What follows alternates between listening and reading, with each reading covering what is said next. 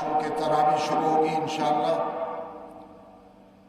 تمام مساجد میں تراویح ہوگی، لیکن تعداد وہی 4 یا 5 ہی نمازی ہوں گے جو مختلف مساجد میں نماز تراویح ادا کریں گے۔ چونکہ نماز تراویح فرض نہیں، سنت مؤکدہ ہے،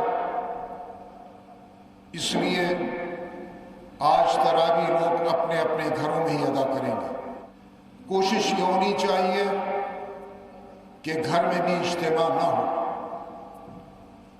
اگر ایک گھر میں 2 یا 3 حفاظ ہیں تو بہتر یہ ہوگا کہ ایک کمرے میں ایک حافظ تراویح پڑھائیں، جس میں 2 یا 3 یا 4 لوگ ہوں، اور دوسرے کمرے میں دوسرے حافظ تراویح پڑھائیں۔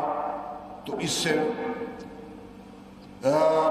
میں سمجھتا ہوں کہ احتیاط کے طور پر ہم اس وائرس کو پھیلنے سے روک پائیں گے، کیونکہ یہ وائرس بعض لوگوں پہ جب پھیلتا ہے، ان تک پہنچتا ہے تو ان کو معلوم بھی نہیں ہوتا اور وہ اس کے شکار ہو رہے ہیں۔